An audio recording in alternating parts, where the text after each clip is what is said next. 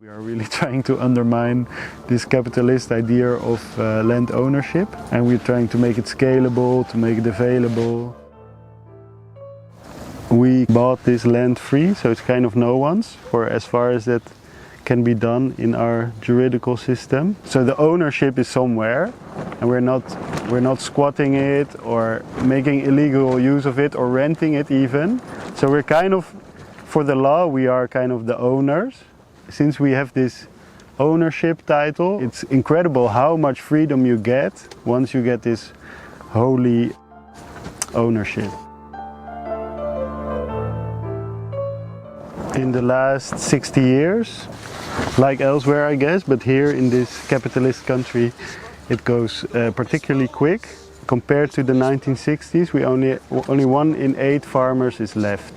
The access to land is being granted to fewer and fewer farmers, and even the way how they work the land is also getting more and more limited in many ways, because they have to make money to pay their big mortgage at the bank. But if you just want to start from scratch, it's just really kind of impossible, because 1 hectare costs something like 70,000 euros, which is really expensive. There are 200 community-supported agriculture farmers nowadays, but together they maybe work 50 to 100 hectares. There's one farmer, one industrial farmer in the Netherlands who has 2,000 hectares all by himself, well, with his industrial company, of course. So there's a problem with scale there. We wanted to get access to land, maybe not to 1,000 hectares, or at least not for one farmer, but we thought we might as well give these small farmers that are already existing access to 10 times as much land as they have now in some nice way. And then we came up with this project. Per farmer you take something around 5 or 10 hectares, and we say on this land you can work only 10% maximum. So for human consumption, for vegetables, maybe someone wants to have a cow, you can only work 10% maximum. And at least half of the land is for non-humans, for other life. And the 40% in between is a kind of a shared space. So think about permaculture or food forestry or something like that, where humans can take, but other living entities can also have fun.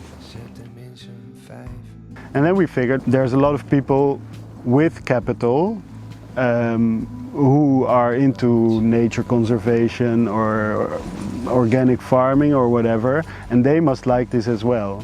So we made this legal structure where we figured if we get a lot of capital from people for a short while, we can buy land and make this ideal possible.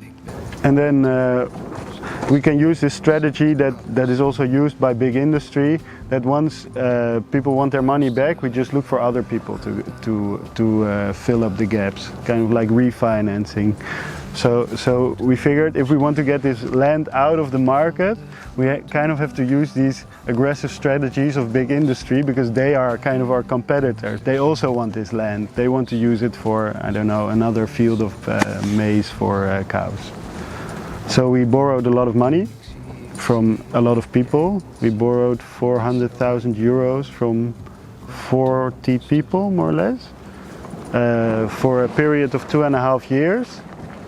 And with that money we bought this land under these strict conditions that only 10% will be farmed for humans, and at least half will be farmed for non-humans, and 40% will be shared.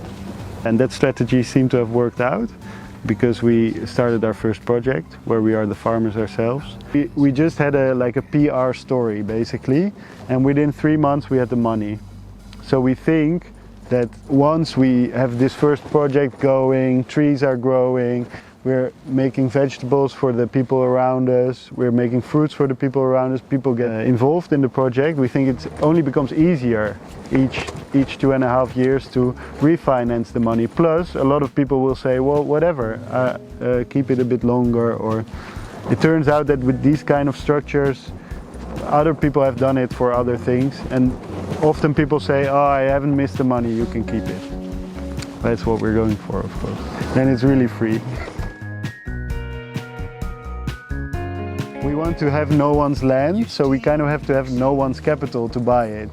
And this was the reason to go for these short-term loans. Plus, it has this other advantage that every 2 years we have to go out to people who have capital and we have to ask them, hey, you have capital, what does that mean? Why don't you give it to us? You can do something nice with it. And then they have to, all these people with capital who are sitting in their offices, typing on their Excel sheets, have to think about what it means to have capital and how destructive it can be and how they can kind of get rid of it in a nice way. And we offer that service. The structure has 3 entities. A non-profit foundation that collects loans and also gifts from people. Then the foundation rents it out to another entity. The cooperative buys the land with this money under these strict conditions. And then the cooperative rents it out to a company, which includes the farmers. The foundation is a member of the cooperative. The farmers are a member of the cooperative. All these legal structures are there such that it becomes nearly impossible to sell the land. The structure is definitely copyable. And maybe it of course needs some adaptations.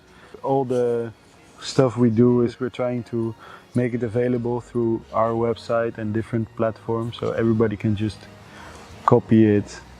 All this legal work is really such a lot of bullshit, and it's really expensive also because you need legal advisors, and legal advisors are very expensive in this world. So we really want that other people can benefit from that work that we have done because we don't like it and we don't wish anyone has to do it. Like, that's also our strength. We can share it between each other.